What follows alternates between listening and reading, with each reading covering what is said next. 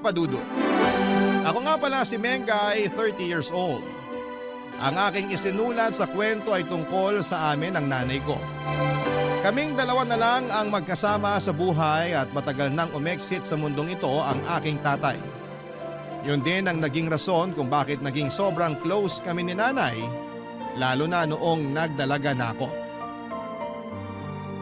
Maituturing ko siyang parang best friend ko. Nasasabi ko sa kanya lahat ng nangyayari sa akin at pinapakinggan niya ako. Ganon din ako sa kanya.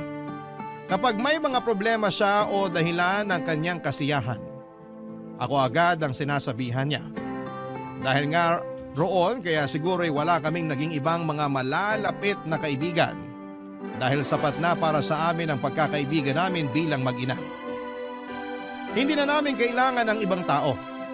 Nasubok lang ang relasyon naming mag-ina nang magkaroon ng bagong boyfriend si nanay, Papa Dudut. Nagkaroon na rin naman si nanay ng mga boyfriend mula noong namatay si tatay. Hindi ko naman siya pinagbawalan. Gusto ko rin siyempre na mahanap niya ang the one para sa kanya. Kasi nga hindi naman habang buhay ay magkasama kaming dalawa sa isang bahay. Makakapag-asawa rin ako at kailangan ko nang bumukod pag nagkataon. Napag-usapan naman namin yun noon. Gusto ko lang din talagang maging masaya si nanay. Matagal na rin namang wala si tatay at wala ng ibang dahilan para hindi siya maghanap ng bagong kabiyak niya. Kaya lang papadudod sa lahat ng nakarelasyon ni nanay, etong pinakabago, ang hindi ko po nagustuhan. Hayaan niyong ipaliwanag ko sa inyo kung bakit.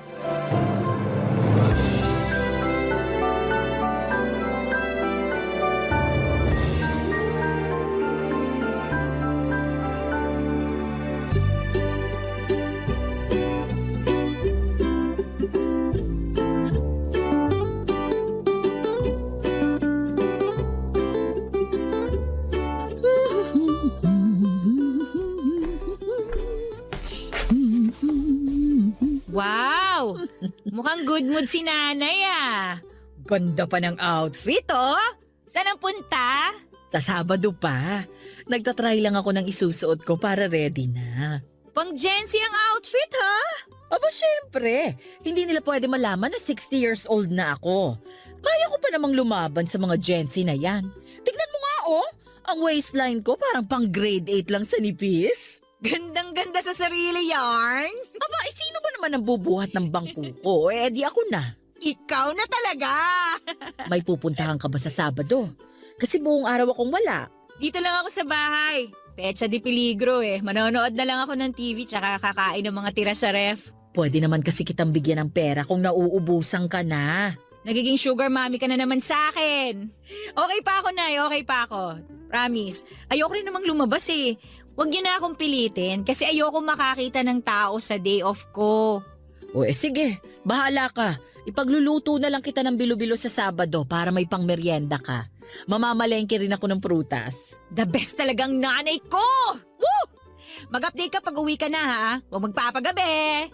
Depende sa kadate ko kung anong oras niya ako ihahatid. Aba, wala pang isang buwan nung naghiwalay kayo ni Tito Art ha. May bago ka agad. Iba talagang kamandag ng waistline mo, Nay! Pahaplos naman! Baka sakaling swerte hindi na ko, tsaka magka-love life na ako! Anong akala ng Tito Art mo, iiyakan ko siya? Manigas siya. Hindi ganito kanipis ang waistline ko para umiyak lang sa maling lalaki. Ang taray talaga ng prinsipyo ng waistline mo sa buhay, Nay! Grabe! I love it! Sino ba yan, ha? Chika nyo naman. Shh! Wag muna today, okay? Ang arte talaga ng matanda, oo! Dali na, bago ko pumasok sa trabaho, sino yan, ha? Basta gusto ko na siya.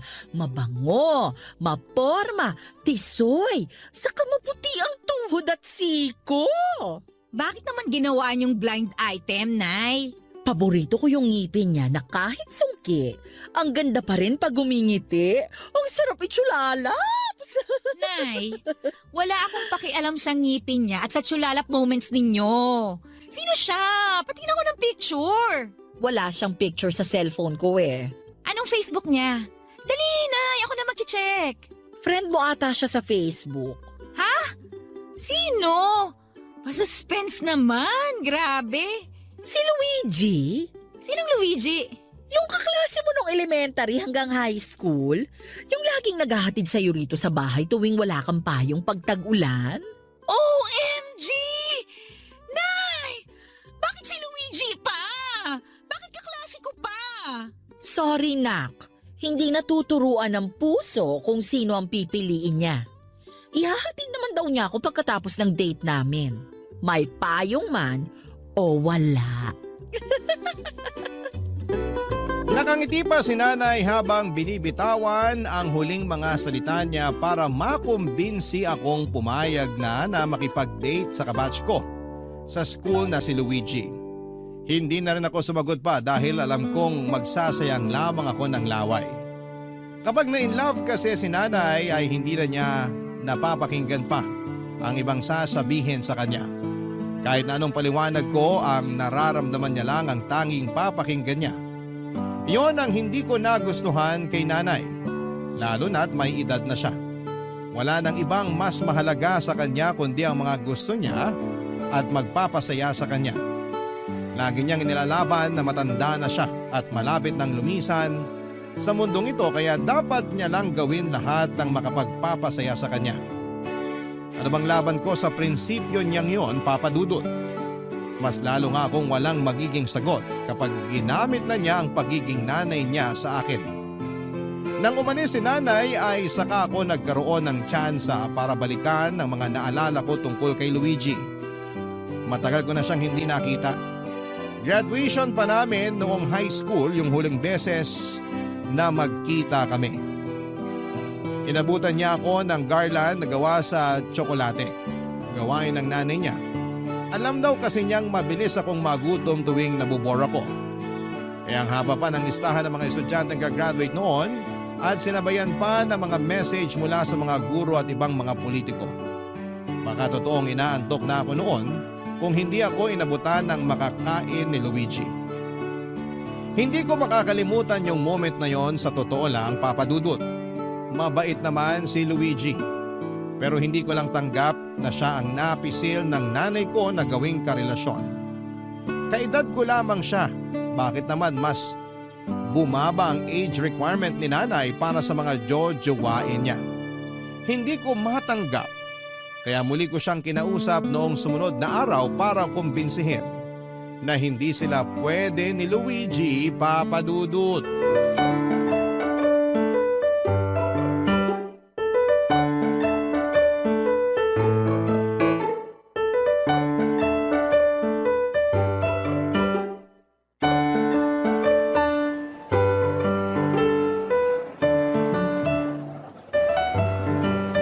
Bongga ha? Ngayon mo lang ulit ako dinate. Touch naman ako, anak. Nalipat na ba ang Mother's Day? Naging busy ka na kasi sa mga bagong kumare mo eh. Ako naman naging busy rin sa trabaho. Wala na tuloy tayong team building. Hoy, namiss ko naman itong paglabas-labas natin. Namiss ko ang bonding natin. Sulitin na natin tong araw na to para makapag-banding tayo, Nay. Anong gusto mong pag-usapan? Kumusta ka naman sa trabaho? Okay naman, ganun pa rin. Alam mo bang may pwede akong ireto sa inyo? Ang layo na agad ng usapan. Kakasimula ko pa lang na kumustahin ka sa trabaho. Napunta na agad sa irereto. Hindi maayos ang transition, ha?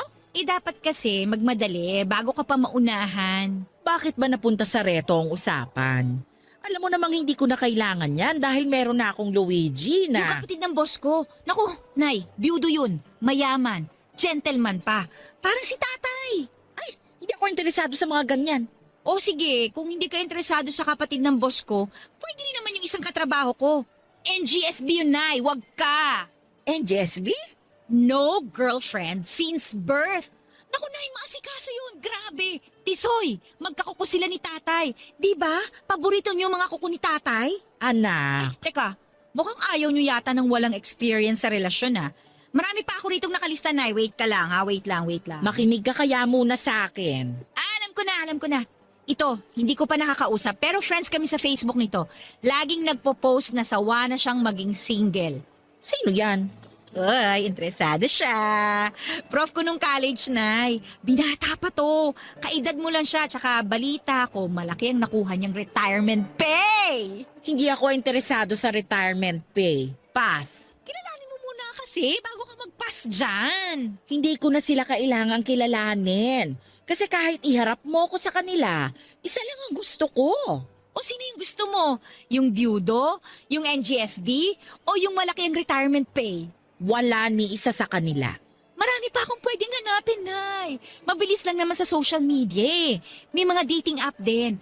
Pwede kitang isali sa mga yon. Send ka lang sa akin ng picture mo, Nay, ha? Ako nang bahalang mag-match sa babagay sa'yo. Hindi ka naman marunong makinig. Wala akong interes sa mga yan. Si Luigi lang ang gusto ko. Okay na ako sa kanya. Eh, baka naman kasi nagsisettle ka lang sa kanya, Nay. Huwag ganun. Hindi mo deserve na magsettle lang. Ano bang nagsisettle lang? Naswertihan ko pa nga si Luigi. Hindi yun pagsisettle lang. Anak, alam ko mahirap tanggapin ang age difference namin ni Luigi. Siguro mahirap din para sa'yo na isipin na ginawa ko yung kabatch mo. Pero masaya na ako sa kanya eh. Promise. Hindi mo masasabing masaya ka na talaga sa kanya hanggat hindi ka pa sumusubok ng iba. Sumubok na ako ng iba noon. Alam mo yan. Hindi ba't wala namang tumagal?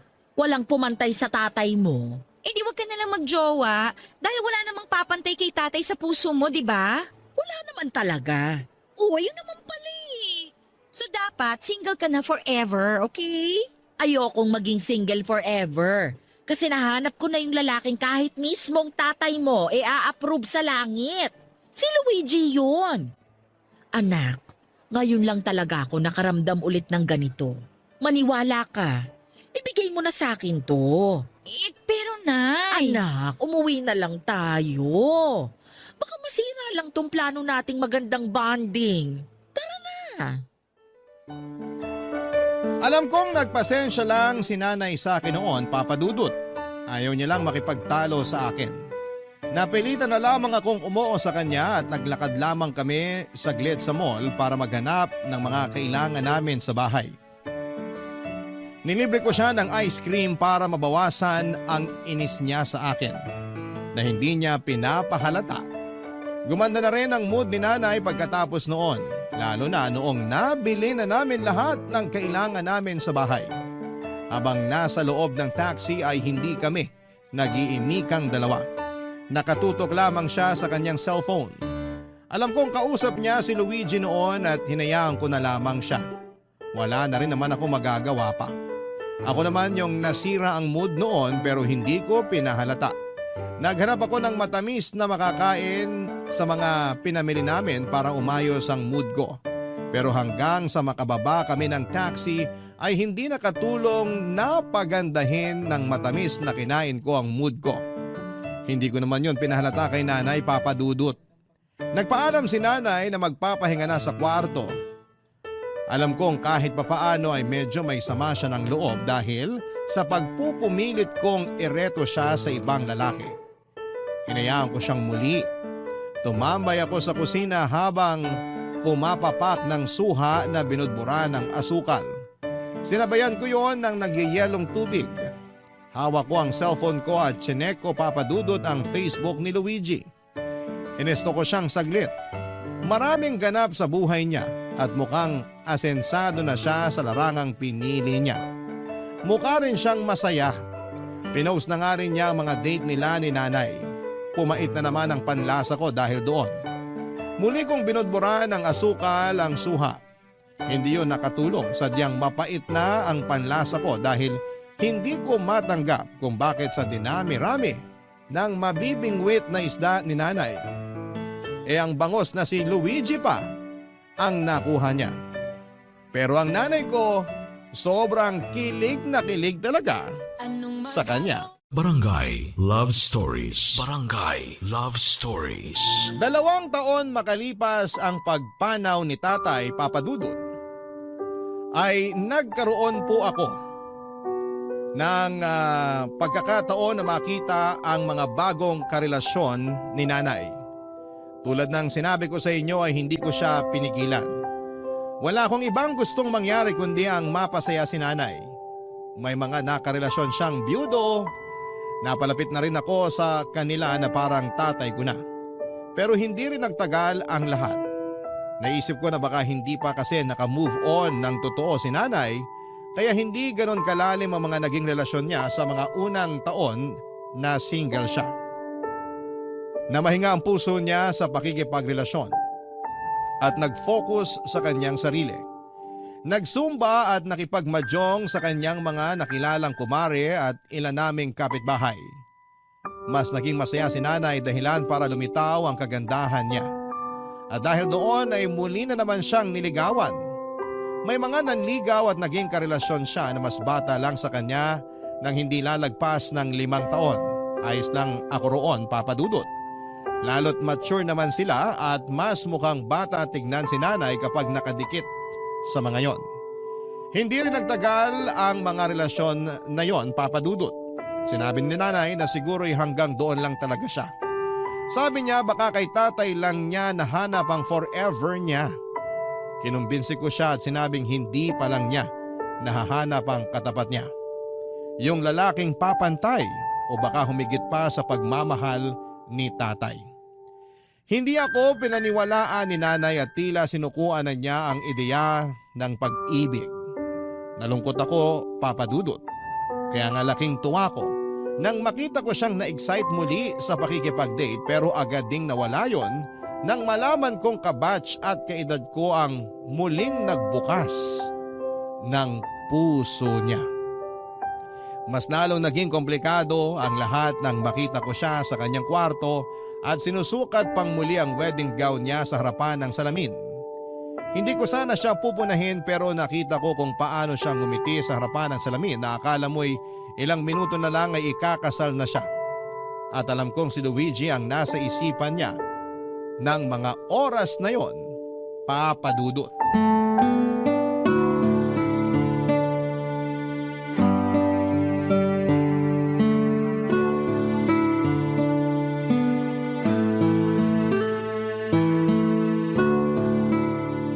Iba rin talaga ang ngiti. Kala mo mapupunit ang mga labi. Ikaw naman talaga? Huwag ka nga manggulat dyan. Aba, pati hagik-gik parang inaral para magtunog cute ha. Inaaral ba ang hagik-gik?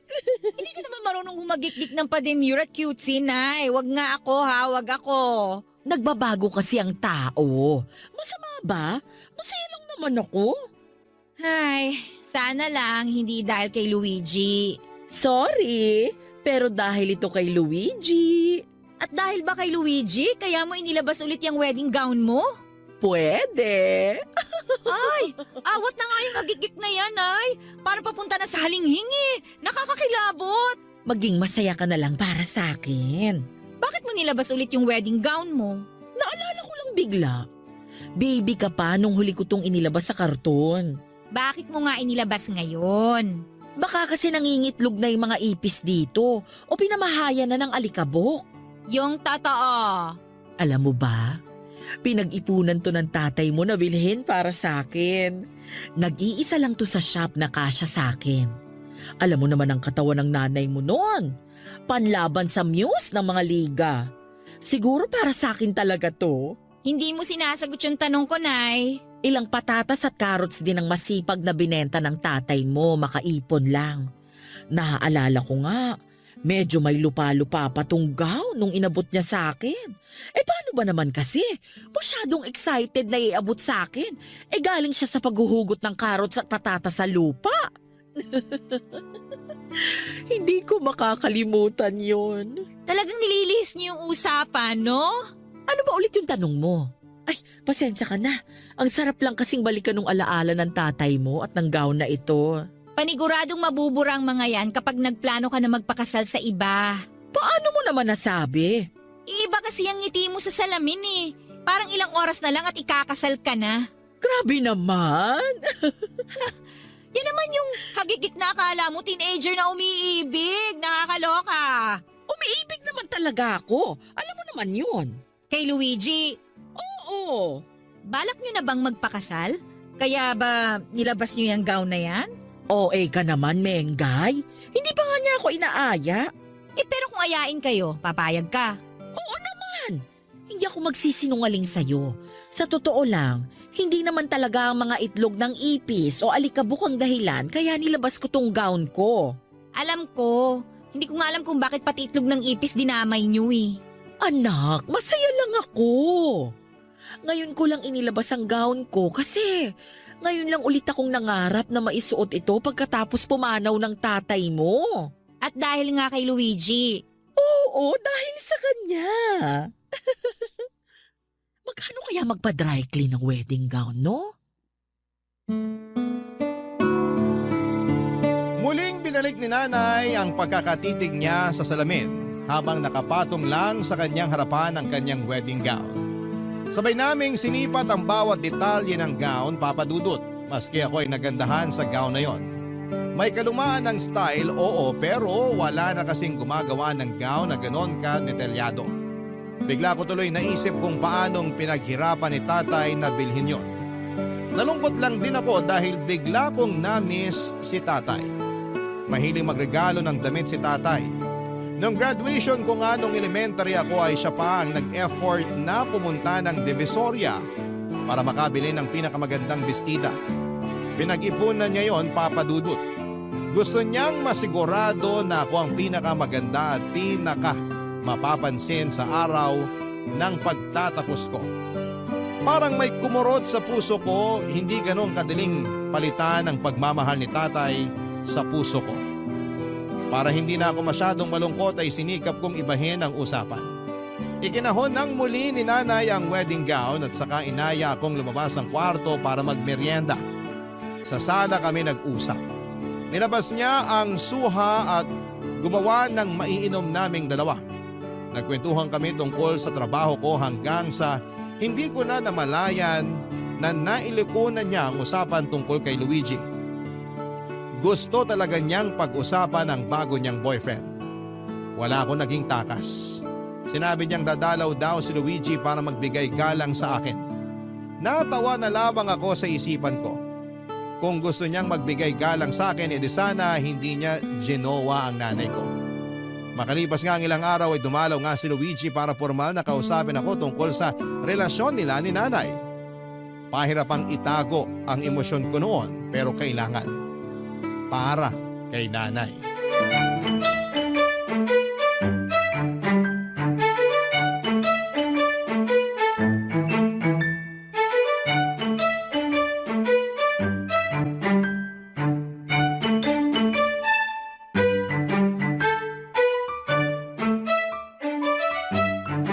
Luigi, siya si Mengay. Nay, magkaklase kami ni Luigi dati. Kahit middle name po niya at mga grade niya sa math, alam ko. Gusto ko lang namang maging formal ang lahat. Hello, Mengay. Ang tagal na nung huli tayo nagkita. Oo nga eh. Matagal-tagal na tayong hindi nagkita o kaya nagkausap man lang. Tapos gugulatin mo ko, jowa mo na pala nanay ko. Sa totoo lang, nagulat din naman ako. Hindi ko talaga alam na may in love ako sa nanay mo. Ako rin kaya. Sa ating tatlo, ako yung pinaka nagulat. Huwag na kayong makipagtalo ha. Ako ang panalo dito. Nagbibiro lang si Mengay ha. Huwag mong masyadong pansinin yan. Parang bagong hasa lagi ang dila niya ni ang talim. Huwag kang mag-alala, sanay na ako, baby. Ganyan din naman siya nung nag-aaral pa kami. Ilang teachers din namin ang pinaiyak niya. Thank you ha. Siguro hindi ko sinasadyang mapaglihian ng kutsilyo nung pinagbubuntis ko siya. Alam mo ba noon, kapag natutulog ako, kailangang may kutsilyong maliit lagi sa tabi ko. Ah, kaya pala matalas dila ni Mengay. Totoo? At matalas din ang paningin ko. Kitang-kita ko kung paano kayo maghawakan ng kamay sa ilalim ng throw pillow ha. Tigilan nyo nga yan. Kalas na, dali.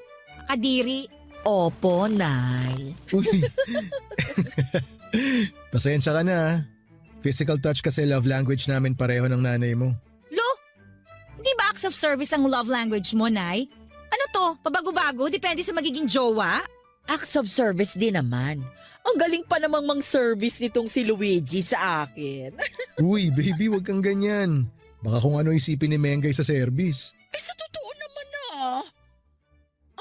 Uy, bakit baby? Oh, okay ka lang, Nay? Inaatake na naman ako ng vertigo ko. Teka sandali, ihihiga ko muna ito sa kwarto. Gusto mo ba samahan kita sa kwarto? Ako na lang ang sasama kay nanay sa kwarto. Off-limits ka pa ron. Hindi na Mengay. Ako na lang ang papasok sa kwarto. Mas lalo akong mahihilo kapag may taong nakapaligid sa akin. Alalayan na kita. Ay, hindi na. Maiwan ko na muna kayo rito. Babalikan ko kayo agad kapag humupa na yung hilo ko.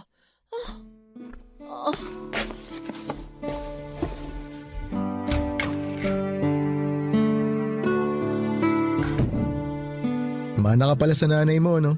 Paanong man? Yung vertigo. Hindi ba nung nag-aaral pa tayo, inatake ka rin ng vertigo habang nagre-review tayo nun sa library? Para dun sa science quiz bee natin? Naalala mo pa talaga yun, ha? Sino bang makakalimot dun? Ay, Bakit? nakalimutan mo na? Hindi ko na nga masyadong maalala yun eh. Kapag inaatake ako ng vertigo, hindi ko na maalala yung mga sumunod na nangyari. So hindi mo maalala na napaibabaw ka sa akin dala ng hilo? Tapos, aksidente mo akong nahalikan sa labi. Pagbagsak mo. Nanlaki ang mga mata ko hindi lang dahil sa sinabi ni Luigi kundi dahil bigla kong naalala yung eksaktong nangyari na yon. Nasa library kami at nagre-review. Kaming dalawa lang noon dahil nakimiting ang librarian namin sa ibang mga guro. Pinagkatiwala sa amin ang library dahil maliit lang naman yon at tiyahin ni Luigi ang librarian. Nang tumayo ako para ibalik ang libro sa bookshelf ay bigla akong inatake ng vertigo. Nahalata kagad ni Luigi yon kaya nagmadali siyang harapin ako. Hindi naging maayos ang balanse ko at nabuwal ako sa kanya. Hindi yon napaghandaan ni Luigi kaya na out of balance siya at natumba. Sabay kaming bumagsak sa sahig na naging dahilan para mapaibabaw ako sa kanya at mahalikan ng hindi sinasadya ang mga labi niya. Parang eksena sa isang pelikula ang datingan. Hindi na lang yon sineryoso ni Luigi dahil mas inalala nito ang kalagayan ko. Binuhat niya ako papunta sa klinik para masiguradong maayos ako. Hindi niya ako iniwan hanggat hindi sinasabi ng nurse na maayos na ako.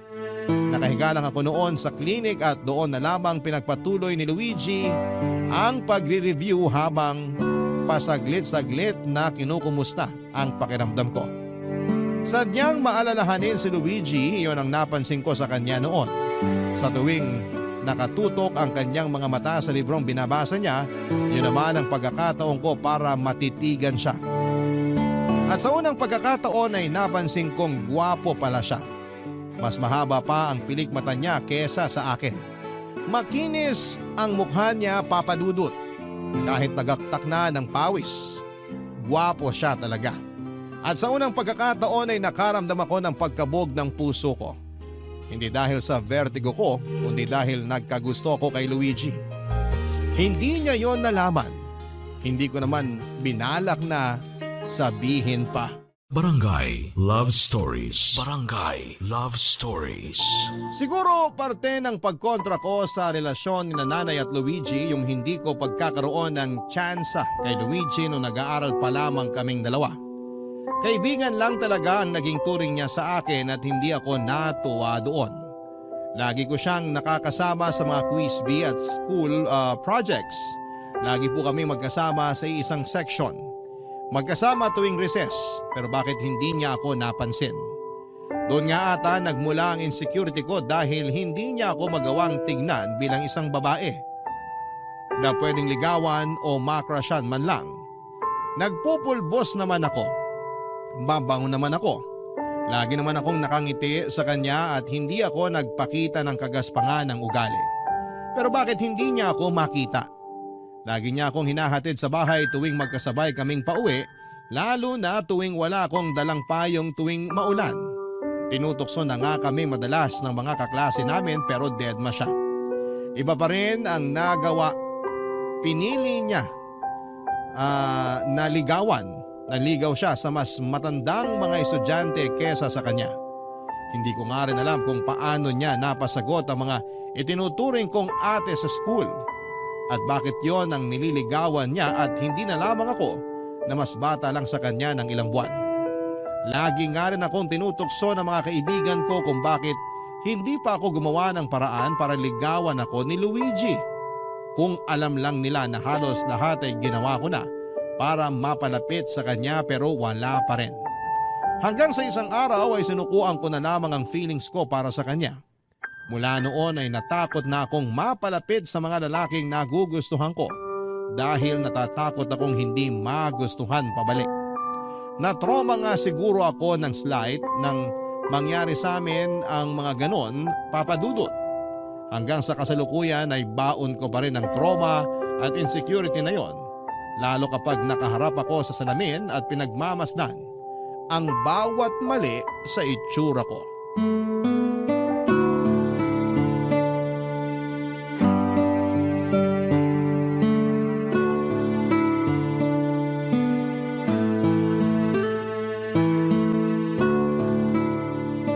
Mag-iisang oras ka nang nakatitig sa salamin, ha? Pag yan nabasag, umorder ka ng bago. Ikaw ang magbabayad. Ang dami kasing mali. Mali saan? Sa mukha ko. Ouch, ha? Bakit ikaw ang masasaktan ako tong pangit? Masakit marinig ng isang ina ang sinabi mong yan, akala mo ba? Para mo na ring sinabi na may mali sa lahi ko, kaya nagkaganyan ang itsura mo. Hindi naman dahil sa inyo kaya ganitong itsura ko eh. Nakakainis nga kasi ang dami kong pwedeng manahin sa inyo, bakit hindi pa yung mukha nyo? Ano mo naman yung galing ko sa pagsayaw? Ayos na ako ron. Hindi ko naman nagagamit yung talent ko sa pagsayaw sa trabaho, no? Eh di sa TikTok. Nay, hindi naman ako sumasayaw sa TikTok. Nanonood lang ako ron ng mga ganap sa Barangay LS. Ay, naku naman. Ngayon ka pa talaga naging insecure sa sarili mo? Maganda ka naman. Pero hindi kasing ganda nyo, no? Galing ka sa akin. Kaya alam kong parehas lang ang ganda natin. 90% ang itsura ko galing kay tatay. Mukha akong lalaki, Nay. Parang iniinsulto mo naman ang tatay mo sa sinasabi mo. Eh bata pa lang naman ako, lagi na lang akong kinukumpara sa inyo eh. Bakit daw mas maganda kayo kaysa sa akin? Di ba raw dapat mas maganda ang anak kaysa nanay? Bakit daw pagdating sa akin, mukha na raw akong latak? Sino nagsabi sa'yo niyan? Mumurahin ko sa chat. Lahat sila! At pinakinggan mo naman. Eh bakit naman hindi? Eh paulit-ulit nilang sinasabi sa akin yun, no? Tapos lahat ng mali sa itsura ko, papansinin nila. Bakit daw bukas na bukas yung pores ko? Bakit daw ang lapad-lapad ng ilong ko? Siguro raw sa lapad ng ilong ko, naaamoy ko na yung magkabilang pisngi ko. Hindi ko na alam kung paano ka kukumbinsihin para mahalin at magandahan ka sa sarili mo. Hindi nyo naman po kasi kasalanan. Nasemento lang kasi yung insecurities ko dahil sa mga mapanghusgang tao sa paligid ko. Sorry anak, kung hindi kita napagtanggol sa kanila ha. Ay, kaya siguro ikaw ang nagustuhan ni Luigi eh. At hindi ako. Nagkagusto ka kay Luigi? Dati yun, Nay. Nung nag-aaral pa lang kami. Lagi kasi kaming magkasama nun eh. Tsaka siya lang yung mabait sa akin. Siya lang yung hindi nanlalait sa itsura ko. Mabait talaga si Luigi, ano? Hindi ka galit na nagkagusto ako sa kanya dati? Ay hindi! Bata ka pa naman nun. Normal lang yon. Kilala mo naman ang nanay mo. Mas open-minded pa kesa sa mga nagne-networking. Thank you, Nay, ha? Thank you rin kasi pinilit mong tanggapin ang relasyon namin ni Luigi ngayon. Eh, basta hindi ka niya sasaktan. Ayos na ako dun. Nangako siyang hindi. Subukan lang niya talaga kung di mumurahin ko siya sa chat. Linya ko yan ha. Mag-ina talaga tayo. Halika na muna sa kusina. Ipagbabalat kita ng suha at pinya para mabawasan ang pamamanas ng ilong mo. Nay naman eh! Joke lang. At sabay na nga kaming tumungo sa kusina para pumapak ng prutas. Yun talaga ang bonding namin mag-ina sa tuwing may sumasama ang loob sa amin. Nakagagaan siguro ng loob ang tamis ng prutas. Nakakawala ng pait ng loob. Lumuwag din ang pakiramdam ko nang sa wakas ay naamin ko na kay nanay na minsan ay nagkagusto ko kay Luigi. Siya lang ang tanging nakaalam noon. Kahit nga mga kaklase at kaibigan ko noon ay hindi nagawang sabihin ang tungkol doon. Kaya siguro nagtanim ako ng sama ng loob kay Luigi dahil hindi ko nagawang iproseso ng maayos ang feelings ko para sa kanya ng mga panahon na yon. Nang sa wakas ay nagawa ko na yung tanggapin at aminin ay nawala na ng kusa ang galit sa puso ko. Natanggap ko nang minsan ay na-reject ako ni Luigi pero ayos na yon. Hindi naman niya kasalanan. Hindi naman lahat ng taong gusto ko ay gusto rin ako. Pero ang pinaka-importante sa lahat ay natanggap ko lang sina Luigi at nanay talaga ang para sa isa't isa. Sa pagdaan nga ng mga araw ay napadalas na ang pagdalaw ni Luigi sa bahay. Wala na ako naging problema doon, Papa Dudut. Tulad ng magiliw kong naging pagtanggap sa mga nakarelasyon ni nanay noon, ganun din ang pinakita ko kay Luigi. Ganun talaga siguro kapag natanggap mo na ang sitwasyon. Pero kahit na ganoon ay hindi ko pa rin inamin sa kanya ang nararamdaman ko. Ang awkward naman kasi kung sasabihin ko. Saka pinakiusapan ko rin si nanay na wag niyang babanggitin kay Luigi yon. Alam kong tinupad naman yon ni nanay. Isang araw ay dumalaw si Luigi sa bahay. May date sana sila ni nanay pero nagkaroon ng emergency meeting si nanay sa Zumba group niya. Kaya sinabi niyang asikasuhin ko muna si Luigi hanggang hindi pa siya nakakauwi.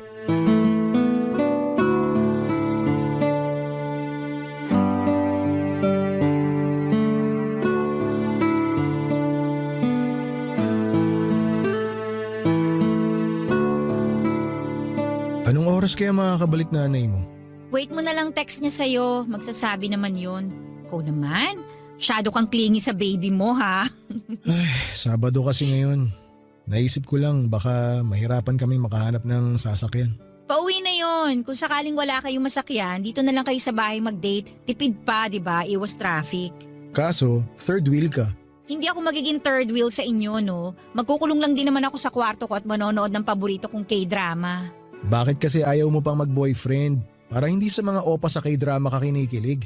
Ay nako, kung hindi rin naman itsurang opa ang mabibingwit ko, kahit maging matandang dalaga na lang ako. Hindi ko naman iniisip na magiging matandang dalaga ka. Nagulat nga ako nung sinabi ng nanay mo na hindi ka pa raw nagkakaroon ng boyfriend eh. Si nanay talaga, likas ang pagiging marites. Sa ganda mong yan, nakakapagtaka naman kasi talaga.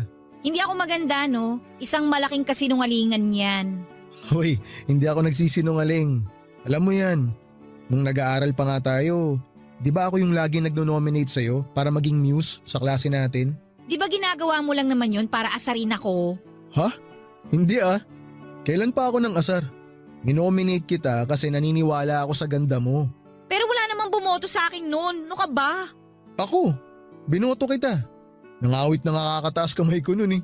Ikaw lang. Talo talaga ako kung ikaw lang, no? Ang importante, may naniwalang maganda ka. Kalokohan. Alam mo, yan ang kahinaan mo. Hindi mo makita yung ganda mo. Nagtataka nga ako sa iyo eh, kung bakit kailangan mo pang pahiran lagi ng pulbo yung mukha mo. Kasi pinaghihiyang mukha ko sa mantika. Tsaka yung humor mo, nakakatulong sa ganda mo.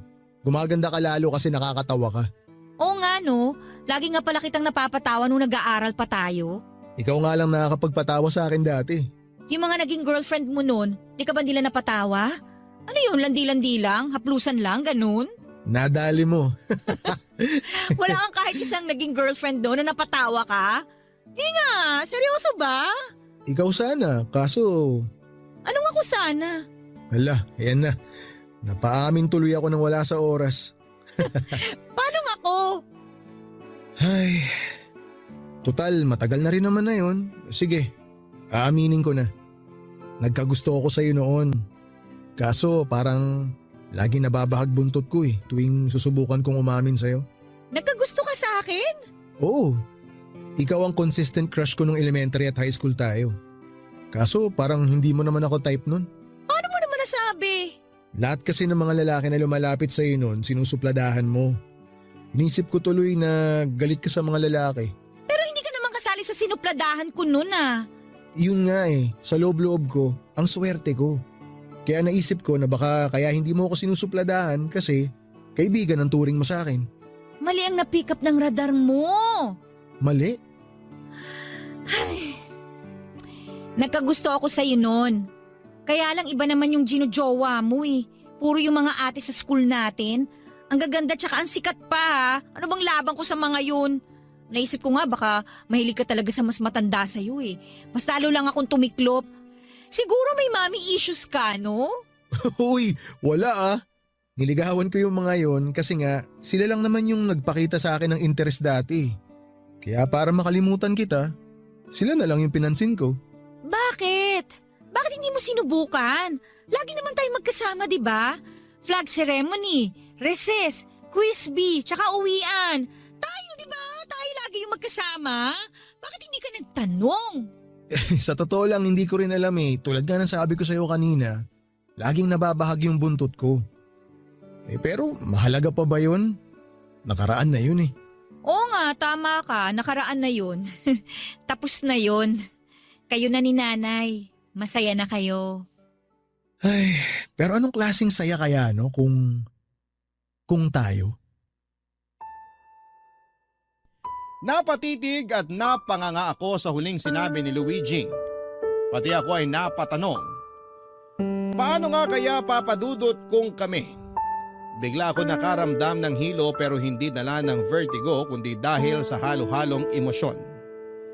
Napasandal ako sa sofa at napatingin sa kisame habang pilit na hinahabol ang mga nangyari. Alam kong nakatitig lang sa akin noon si Luigi at hindi ko magawang ibaling ang tingin ko sa kanya sa takot na muling lumakas ang nararamdaman ko para sa kanya. Para akong bumalik bilang kaklase ni Luigi, bilang teenager na lihim na nagkagusto sa kanya. Binalikan ko saglit ang mga naging ala-ala ko noong mga panahong pinipigilan ko pa ang nararamdaman ko para sa kanya. Halos maiyak ako't lalo't parang natuwa ang batang Mengay dahil sa wakas, ang pinapangarap kong Luigi noon ay nagkagusto naman pala sa akin.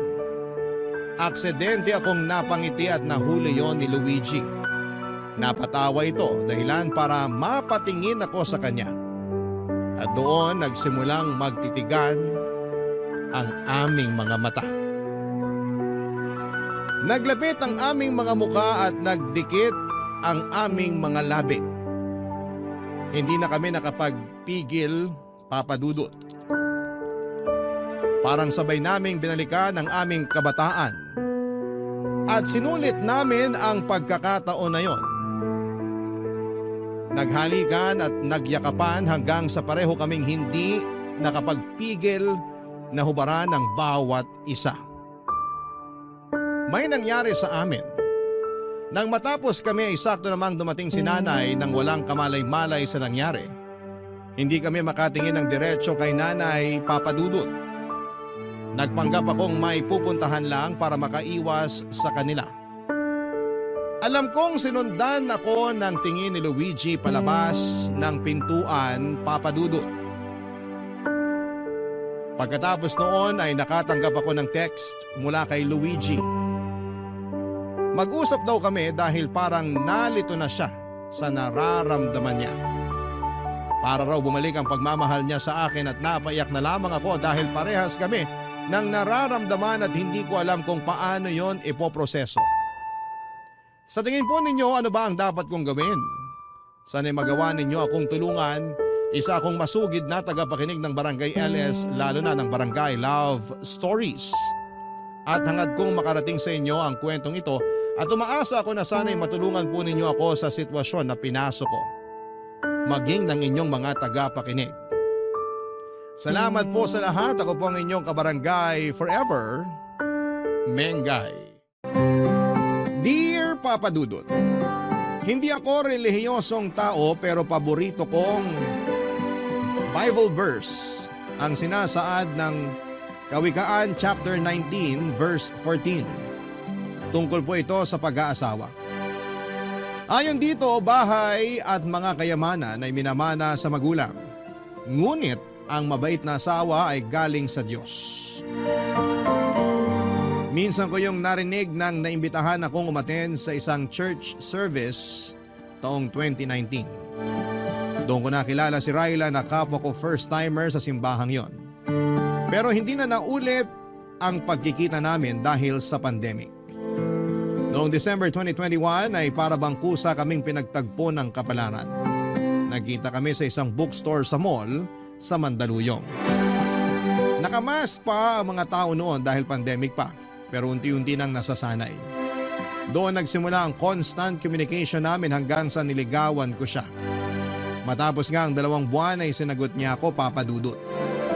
Tawagin niyo na lamang ako sa pangalang Tuti. 31 years old at isang web developer.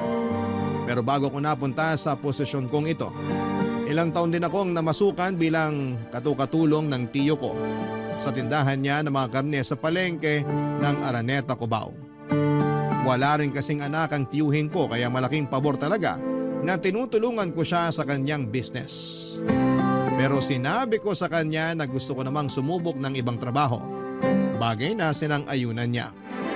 Mahusay kasi ako sa computer at gusto ko sanang gamitin yon sa larangan na may kinalaman dito. Nagsimula ang job hunting ko taong August 2022 at kasama ko na noon si Ryla dahil magka-live-in na kami.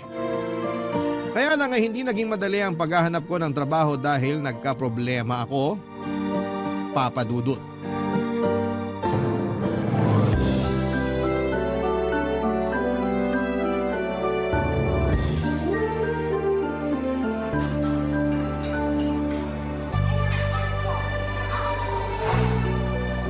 Mahal! Mahal, nandito ako! Hi, mahal.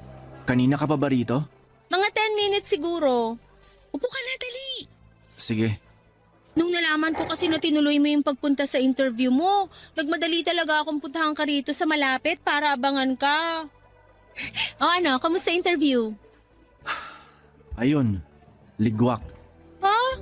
Anong ligwak? Hindi ako pasado kasi wala raw silang matinong sagot na nakuha sa akin. Pwede ba yun? Baka sila ang hindi matino magtanong. Matino naman yung mga tanong nila. Ako talaga yung may problema. Kasi parang umurong yung dila ko nung ini-interview na ako. Sakto, mainipin pa naman yung HR manager nila. Kitang-kita ko yung pagsasalubong ng kilay niya habang nakikipagtitigan sa akin at hinihintay ang sagot ko. Bakit? Kinabahan ka ba? Medyo. Nakalimutan ko yung prinactice natin, mahal. Para akong natuod sa pagkakaupo ko. Ang naririnig ko lang nung time na yon ay yung malakas na kabog ng puso ko. Ganyan din naman ako nung unang beses akong interviewin sa trabaho eh. Ayun, di rin ako nakapasa. Sabi nila sa evaluation ko, hindi raw ganun yung klase ng empleyado na hinahanap nila. Dapat daw attentive at may kumpiyansa sa sarili. Eh saan ko naman uhugutin yun? First time ko nga lang mag-apply, di ba? Pero hindi ko naman na first time. Pangatlong job interview ko na to pero lagi pa rin akong ligwak. Nagkataon lang siguro yun, mahal. Ewan ko. Parang nawawala na ako ng pag-asa na matatanggap ako sa in-applyan kong trabaho. Wag naman. Naniniwala pa rin ako na matatanggap ka. Pero hanggang kailan ko ba dapat subukan? Hanggang matanggap ka. Dapat lalo ka magpursige. Alam ko na pursigido ka naman. Pero habang wala pang tumatanggap sa'yo, wag kang sumuko. Magpatuloy ka lang. Thanks, mahal. Oh, bakit malungkot ka pa rin? Nahihiya na kasi ako sa'yo. At bakit ka naman nahihiya sa akin? Kasi grabe yung suporta mo sa akin. Pinapractice mo ako sa pagsagot ng interview. Tapos kapag wala kang pasok sa trabaho sinasamahan mo pa ako o di kaya inaantay pagkatapos ng interview ko. Katulad ngayon pero... Pero ano? Pero laging bad news yung sinasabi ko sa'yo. Ayoko lang makita na malungkot ka mula sa pagiging excited na malaman kung anong result ng interview ko. Wala namang kaso yun. Normal na reaksyon yun kasi umasa tayo na matatanggap ka. Pero hindi ibig sabihin mawawala na tayo ng pag-asa. Alam mo, nakikita ko sa'yo na determinado ka. Masipag ka rin at matyaga. Siguro sa ngayon, pinanghihinaan ka lang ng loob dahil nga sa nangyari kanina sa job interview mo. Pero wag mong hayaan na kainin ka ng pagkabigo mong yun. May kasabihan nga na try and try until you succeed. Hindi ba try and try until you die? Sira, hindi ka pwedeng mamatay. Kailangan mo munang matanggap sa trabaho. Joke lang. Pero thank you talaga kasi ang comforting na mga sinabi mo. Narealize ko tuloy na tama ka. Dapat subukan ko pa rin. At wag ako basta-basta sumuko. Yan, ganyan nga. Kaya hayaan na muna natin yung nangyari sa interview mo kanina. Kumain tayo ngayon ng masarap, mag-celebrate tayo. Bakit naman tayo magse-celebrate? Hindi naman ako nakapasa. Pero pumunta ka pa rin sa interview. Humarap ka doon kahit kabado ka. Yun palang worth it na para i-celebrate. Kaya huwag ka nang kumontra dyan. Ako na bahala, okay? Okay, pero ako na order. Ako na. Steady ka lang dyan. Carry ko na to.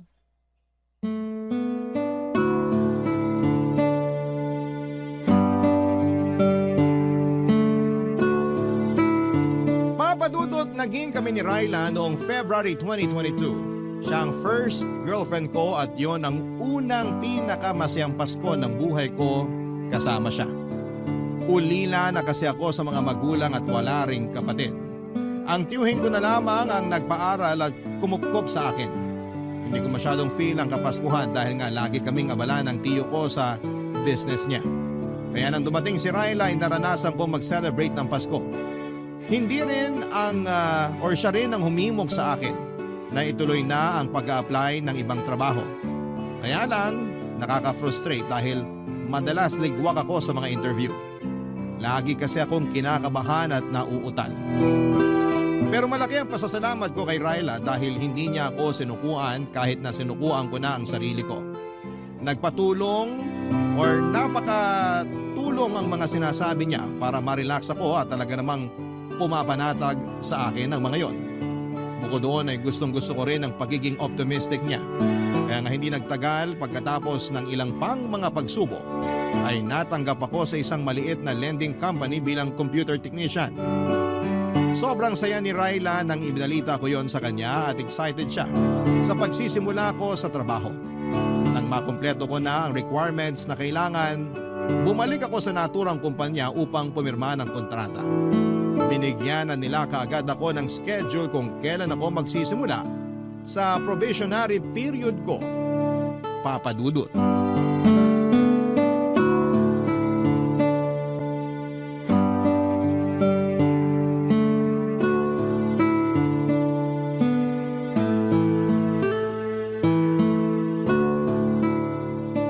Ito, pinagluto kita ng lunch. Baka mamaya walang kantin dun o kaya malayo mga bilihan ng pagkain. Thank you, mahal. Nag-abala ka pa talaga. Aba, mag-aabala talaga ako kasi unang araw mo sa trabaho ngayon. Excited ka na ba? Oo, pero kabado rin ako.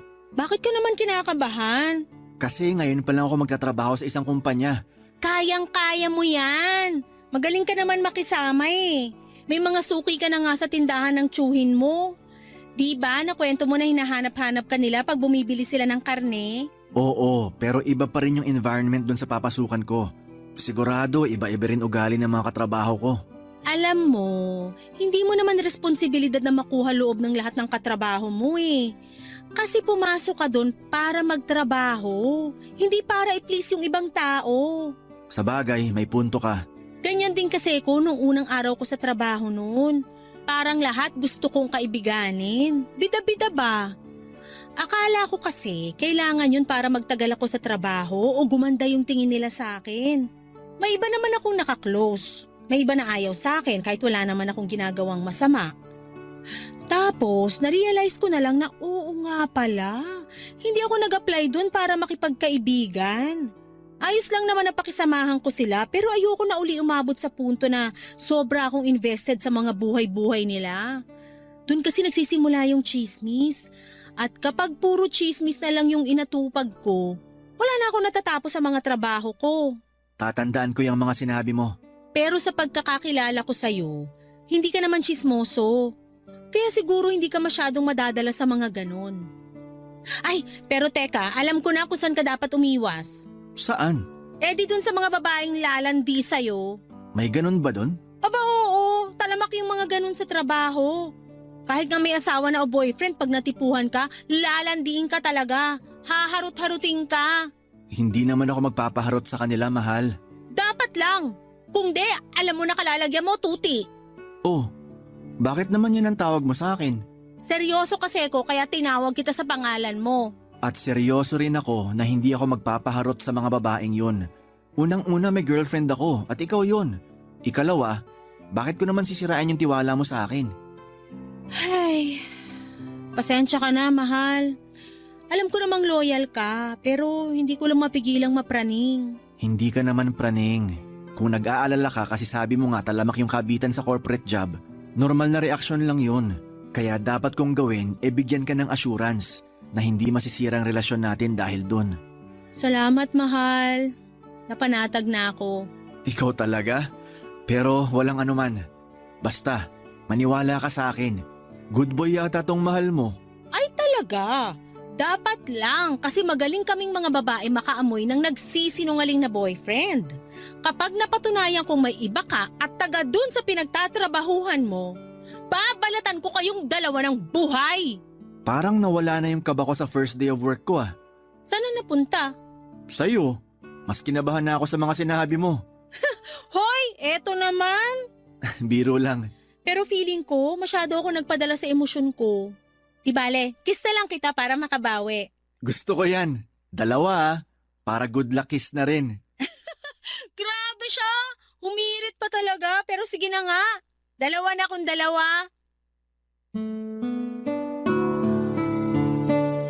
Papadudot kung ilalarawan ko ang pakiramdam ko ng araw na yon sa trabaho ay masasabi ko na para akong bumalik sa unang araw ng pasukan. Nung nag-aaral pa lamang ako. Mahiyain kasi talaga ako, tahimik at hindi pala kaibigan. Wala akong ginawa kundi ang ngumiti at tumango habang pinapakilala sa lahat ng empleyado kada department ng kapalitan ko sa naturang posisyon.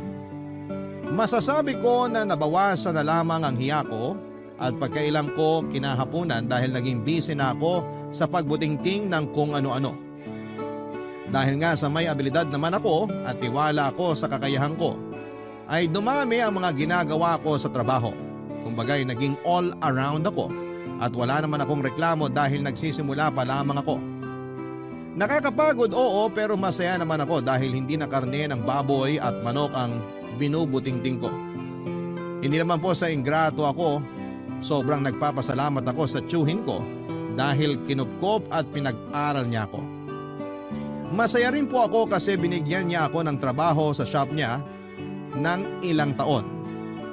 Pero alam ko papadudot na meron pa akong potensyal at ibubuga pagdating sa ibang bagay. Barangay Love Stories. Barangay Love Stories. Papadudot mabilis na lumipas ang isang linggo. Masasabi ko na unti-unti na ako naging komportable sa trabaho ko. Mabait at madaling pakisamahan ng mga kasama ko at masaya rin si Ryla dahil nakikita niyang nag-i-enjoy ako. Isang araw ay nagulat ako nang inassign ako bilang driver ni Crisel, assistant ng boss namin. Nagawol kasi ang company driver namin at dahil may lisensya naman ako at kakayahan na magmaneho ay pinakiusapan ako ng management na humalili muna na maging driver. Pansamantala lang naman hanggat wala pang nakukuhang driver, kaya tinanggap ko na rin. Ang gagawin ko ay ihahatid at susunduin ang boss namin at si Crisel tuwing may mga meeting sila sa labas. Malaking bagay yon dahil napaka-traffic sa Metro Manila at sobrang hassle rin kung magko-commute sila. Pero may mga pagkakataon na si Crisel lang ang madalas kong hinahatid at sinusundo papunta sa mga meeting niya sa labas bilang proxy ng boss namin. Busy kasing tao yon at malaki naman ang tiwala niya kay Crisel bilang assistant. Kaya nga madalas na kami lang dalawa ang magkasama. Bagay na hindi ko naman binigyan ng mali siya noong una, papadudot.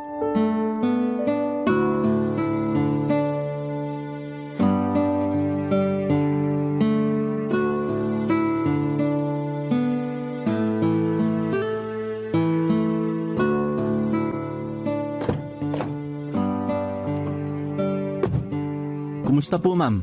Okay naman, maayos yung kausap ko. Mukhang matutuloy yung partnership na gustong mangyari ni boss. Di kung ganon, congratulations in advance na po. Salamat. Pero maaga pa para mag-celebrate. Ganon na rin po yun. Balita ko, marami-rami na rin daw kayo na i-close na deal. Kaya sigurado ako na makukuha niyo tong isang to. So narinig mo pala yung tungkol sa mga ganon Ay, nako, sorry po. Hindi naman sa pagiging tsismoso. Ayos lang. Alam ko naman na madalas akong pagchismisan sa trabaho. At wala naman akong reklamo doon. Hindi naman po chismis ang tawag kapag mabuti at maganda yung sinasabi nila sa inyo. Tulad nung narinig ko. Mabuti at magandang balita yun. Salamat, Tuti. Ikaw ha, masyado mo namang pinapalaki ang ulo ko. Po? Huwag mo na akong pinupo. 30 years old pa lang naman ako. Sige ka, baka tumanda ako bigla niyan. Okay. Paano? Alis na ba tayo? Mamaya na. Rush hour na eh. Sigurado gapang na naman sa EDSA. Maiipit lang tayo doon. Sa bagay, palipas na lang muna tayo ng ilang minuto. So, kumusta ka naman sa trabaho natin? Ayos naman. Naninibago pero unti-unti ko na rin nagagamay. Normal lang naman yon kasi first job ko pa lang naman to. First job mo? Talaga? Oo, Anong pinagkakaabalahan mo nung hindi ka pa nakakapasok sa amin? tumutulong ako sa meat shop ng tiyo ko sa palengke sa Araneta, Cubao. Tindero ako doon madalas. Talaga? May pwesto pala kayo dun eh. Doon pa naman ako laging namamalengke. Siguro nakabili ka na sa tindahan namin, hindi pa lang tayo magkakilala. Tingin ko hindi pa. Vegan ako eh. Kaya hindi ako bumibili ng karne.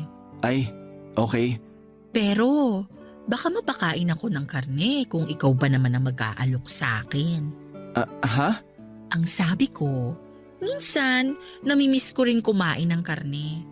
Sa bagay, 1 taon pa lang naman akong vegan. Mahirap din, lalo't mahilig talaga ako sa pork and chicken. Pero matagal na rin yung 1 taon. Kaya kung ako sa'yo, ituloy-tuloy mo lang, lalo na simulan mo na. Sabi nga ng girlfriend ko, huwag kang sumuko sa bagay na gusto mong makamit. Oh, may girlfriend ka na pala? Oo, meron na. Matagal na kayo? Mag-1 taon pa lang sa December. Bago pa lang pala. Pwede pa. Pwede pang ano? Sabi ko, pwede na siguro tayong umalis. Suungin na natin yung traffic. Meron pa kasi akong pupuntahan pagka-out ko sa trabaho. Nako, sana kanina nyo pa sinabi. Para naman nakaalis na tayo. Ayos lang, wala namang kaso.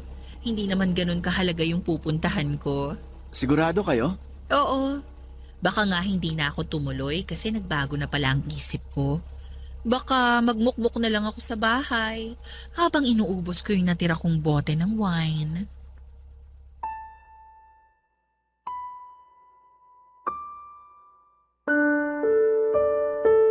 Papadudot dumalas ng dumalas ang pasimpleng hirit ni Crisel sa akin. Kinatagalan ay hindi na ako naging komportable at madalas ay nananahimik na lamang papadudot. Pero makulit siya, maingay at may pagkamaharot. Dati sa likod siya umuupo pero kapag hindi namin kasama ang boss namin sa sasakyan hanggang sa tumabi na siya sa akin sa passenger seat.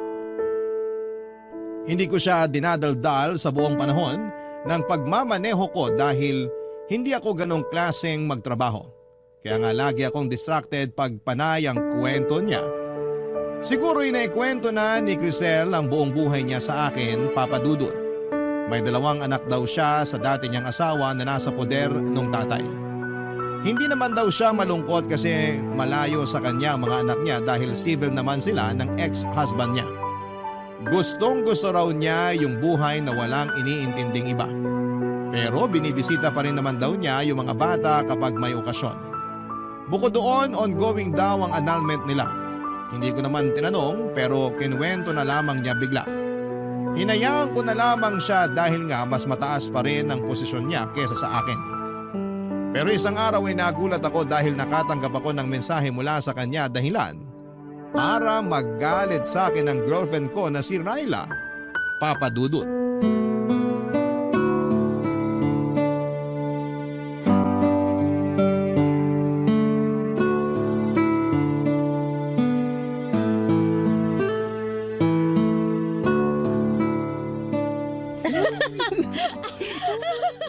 Bakit naman eh? Tama na sabi, nakikiliti na ako. Yan kasi, nandaya ka sa game natin. Tapos ayaw mo pang aminin kaya dapat kang parusahan. Gusto ko namang maparusahan mo. Pero hindi naman yung ganito na mamamatay na ako sa kakatawa. Kinakabag na ako tsaka sakit na lang bang ako. Nako, parang alam ko na ibig sabihin ng ngiti mong yan, mahal. Aba dapat lang. Hindi lahat ng gusto ko kailangan sabihin ko. Dapat ramdam mo na yon. Uy, may nag-text sa'yo. Sino raw? Basahin mo nga. Unknown number eh. Ang sabi. Aray ko naman, mahal. Bakit ka ba namamalo? Dapat nga sikpain ko pa mukha mo eh! Sino to nag-text sa'yo? Bakit ganito mag-text to? Ha? Tingin nga. Ayan, basahin mo! Ang sabi, I love you daw! Sino yan? Hindi ko kilala to, mahal. Kilala mo to! Imposibleng random text to! Sino yung sabi eh? Baka na wrong send lang. Teka, tatawagin ko nga para pagsabihan.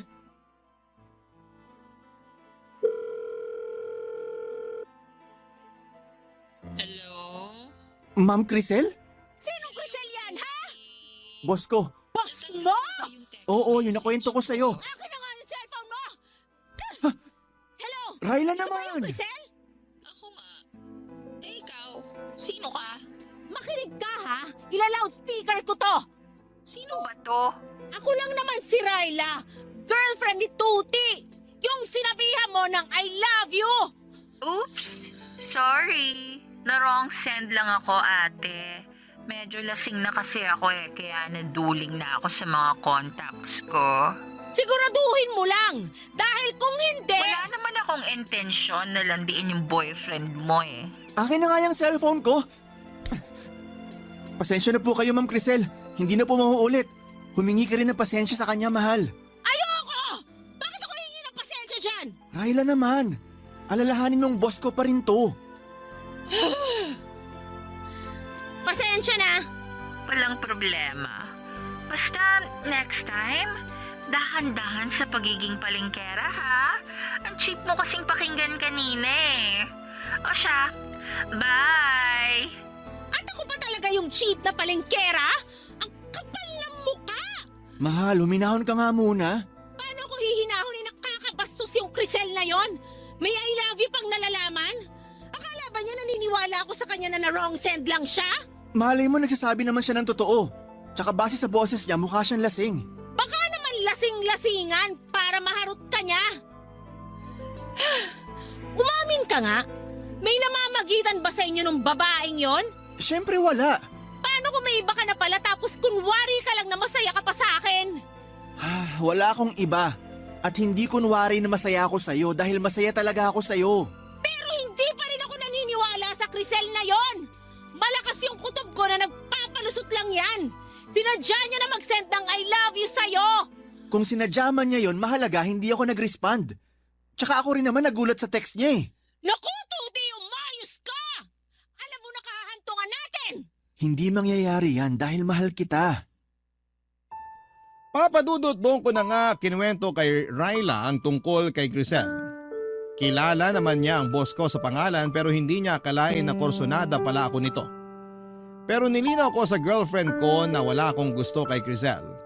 At dahil may tiwala naman sa akin si Raila ay nagkabati rin kami ng araw na yon. Abot langit ang kaba ko at patong-patong na inis naman ang naramdaman ko kay Crisel dahil sa pagte-text niya sa akin ng I love you. Kinabukasan sa trabaho ay nagsorry siya sa akin at nakainom lang daw talaga siya ng mga panahong yon. Akala ko ay okay na pero hindi pa rin pala, papadudot. Alam ni Crisel na may girlfriend na ako pero hindi pa rin siya tumigil sa kakalandi sa akin. Kahit na kinausap ko na siya at sinabihang hindi ako komportable.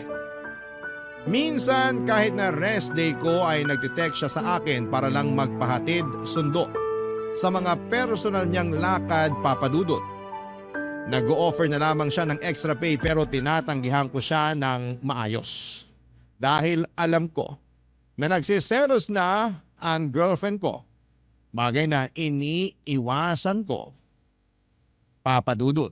Barangay Love Stories. Barangay Love Stories. Papadudot dahil sa pagtanggi ko kay Crisel na ihatid sundo siya tuwing rest day ko, ay hindi naging maganda ang imahe ko na nakarating sa boss namin.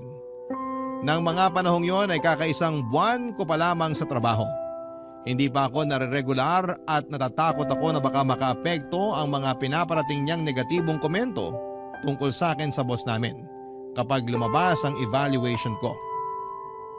Bukod doon ay laging pinagmamalaki ni Crisel na marami siyang kilalang abogado Kaya wala raw akong laban sa kanya sakaling magreklamo ako.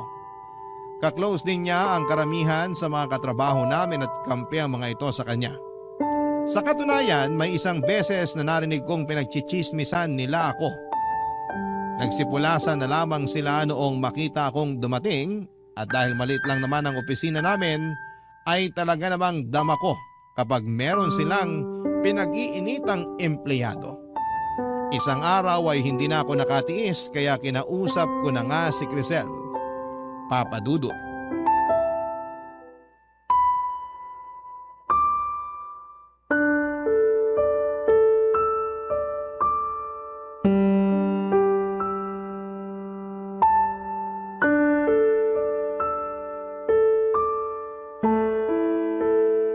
Ma'am, pwede ko po ba kayong makausap?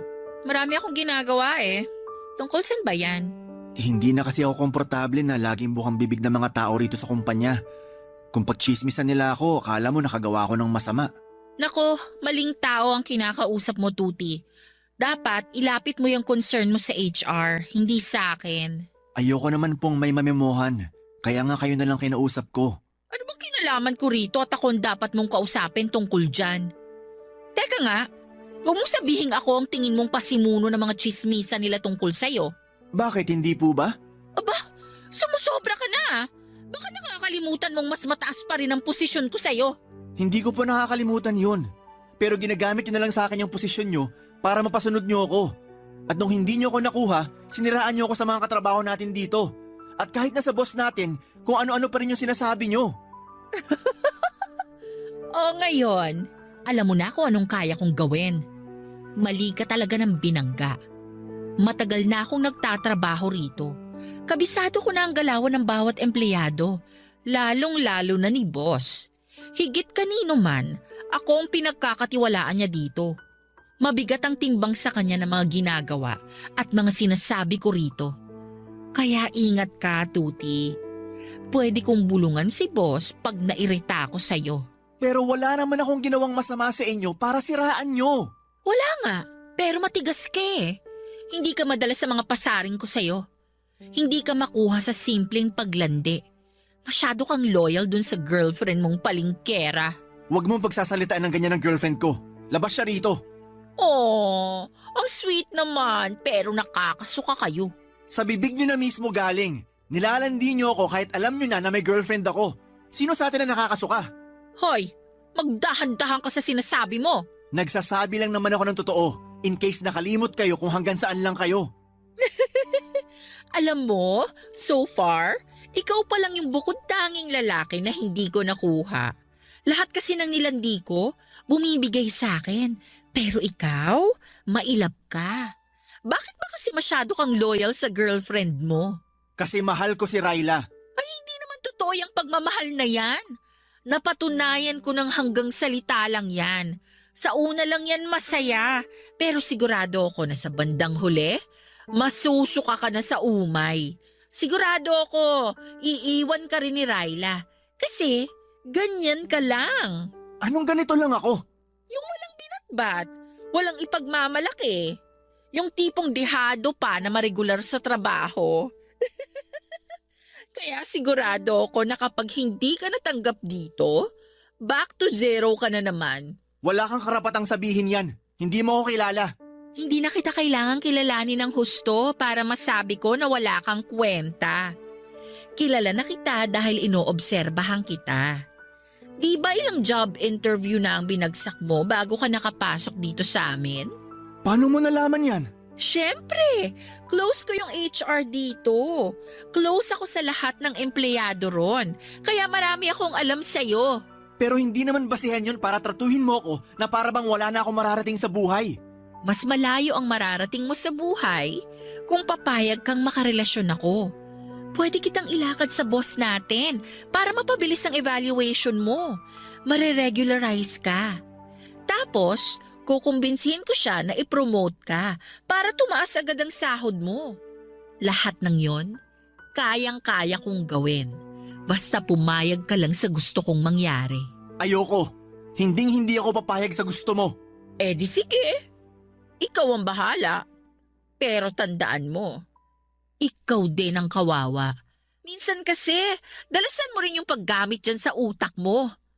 Wala kang mararating kung puro ka na lang puso. Papadudot ang mabuting intensyon ko na kausapin ng maayos si Crisel at ipaliwanag ang nararamdaman ko tungkol sa buong sitwasyon namin ay minasama niya. Hindi ako natuwa sa nangyari pero mas may ikinagalit pa ako. Yon ay ang matapos niyang totohanin ang sinabi niyang mas sisiraan ako. Hindi lang sa boss namin kundi sa lahat ng kapwa namin empleyado sa kumpanya.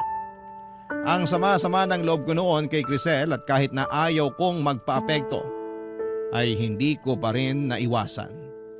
May isang beses na kinausap na ako ng boss namin para pagsabihan tungkol sa mga sumbong at paratang ni Crisel sa akin at hindi naman ako nakasagot kasi biglang bumalik yung nararamdaman ko tuwing may job interview ako. Yun bang kinakabahan at nauutal.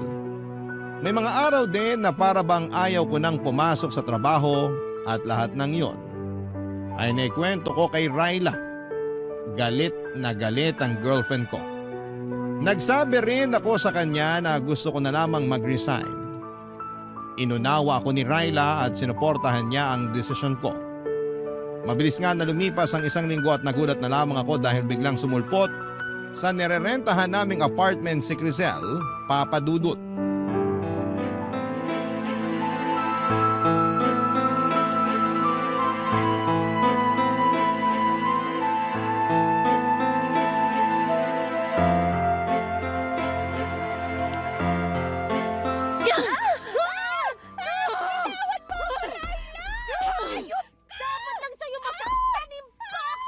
Tama na yan, Ryla. Tigilan mo na yan. Bakit mo ba ako inaawat? Hindi pa ako tapos sa babaeng yan! Ayoko lang magkasakitan kayo. Magkakasakitan talaga kami kasi ang kapal ng mukha niya pumunta rito! Mas makapal ang mukha mo! Anong sinabi mo? Mahal naman. Nakakabuisit! Ano ba kasing ginagawa niya dito? Bakit ka ba kasi pumunta dito sa apartment namin, Crisel? Tsaka paano mo nahanap tong address namin? Eh di tinanong ko sa HR, tanga! Hoy! Bawal yung ginawa mo! Wala ka nang pakialam doon! Bubunutin ko talaga lahat ng buhok mo sa anit eh! Mahal, huminahan ka nga muna. Hindi mo pa sinasagot yung tanong ko. Bakit ka pumunta rito? Gusto ko lang talagang humingi ng sorry sa'yo. Kasi kung hindi dahil sa akin, hindi ka magre-resign sa trabaho. Hindi ko naman sinasadya na siraan ka sa boss natin at sa iba pang empleyado. Sorry na, Tuti. At sa palagay mo, may magagawa pa yung sorry mo? Hindi ikaw ang kinakausap ko kaya manahimik ka. Paano kung sabihin kong ayoko? May magagawa ka ba? Ay, kahit kailan talaga wala kang class. Ang ingay mo? Ikaw ang walang class! Malandi ka! Ano sabi mo? Sandali, okay? Hindi tayo magkakaintindihan kung ganyan kayo eh. Ikaw, Crisel, kung yun lang naman pala pinunta mo rito, nag-abala ka pa talaga. Nakukonsensya kasi ako. Hindi ako pinapatulog sa gabi tuwing naaalala ko yung nangyari. Kaya nga sinabi ko sa sarili ko na gusto kitang makita para naman makahinga ako ng tawad sa'yo ng personal. Okay na yon. Pinapatawad na kita. Ganun lang yon?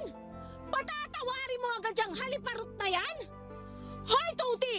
Parang wala naman yata sa lugar yung pagiging mabait mo.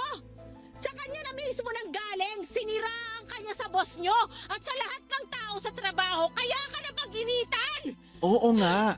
Pero para matapos ng lahat at umalis na si Crisel dito, sige, handa naman akong patawarin siya. Ewan ko sa'yo! Para naman nagtatanga-tangahan ka! Makakaalis ka na, Crisel. Huwag ka na rin magpapakita sa amin. Teka lang, sandali! Ano mo bang kailangan mo? Pinatawad ka na ng boyfriend ko! Umalis ka na dito! Teka, madaling-madali ka naman na umalis ako. Aalokin ko pa nga si Tuti na bumalik sa amin para magtrabaho. At bakit naman niya gagawin yon?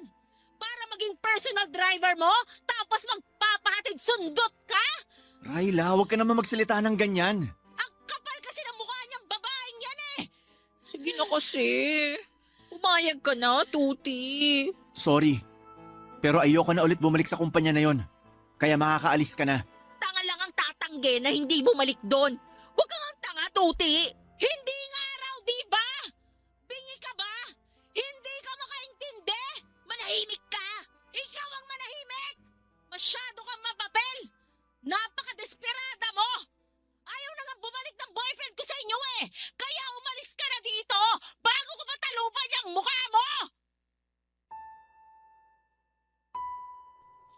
Papadudot na awat ko naman si Ryla nang sabunutan niya ulit si Crisel.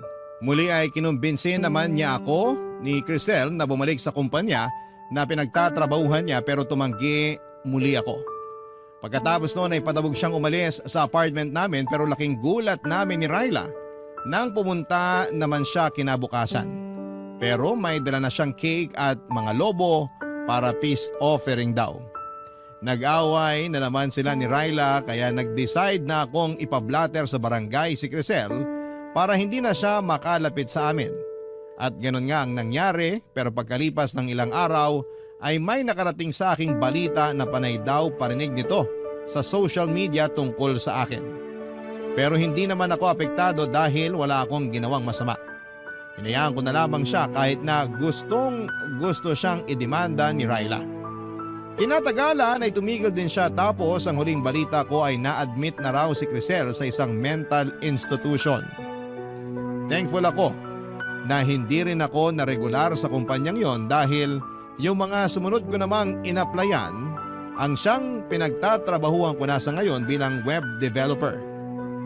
Sabi nga ni Ryla, redirection daw ang tawag doon kasi alam ng Panginoon na mas may better place pa para sa akin kesa sa lugar na iniwan ko. Kaya nga payo ko sa mga kabarangay natin ay huwag matakot sumubok at huwag din kaagad sumuko. Mabalik tayo doon sa paborito kong Bible verse na tungkol sa pag-aasawa. Yun kasi ang bukang bibig sa akin ni Ryla matapos niyang mag-yes sa wedding proposal ko sa kanya nitong Valentine's Day ng 2024. Sinabi niya sa akin na nahanap na raw niya ang kanyang Kawikaan 19 verse 14 sa katauhan ko. At sa susunod nga na taon ay plano na naming magpakasal ng babaeng pinakamamahal ko na walang iba kundi si Ryla. Hanggang dito na lamang po ang sulat ko, Papa Dudut, at maraming salamat po sakaling mapili po ninyong i-ere sa programa ninyong Barangay Love Stories. God bless po and more power sa inyong istasyon. Ang inyong forever kapuso at ka-barangay, Tuti.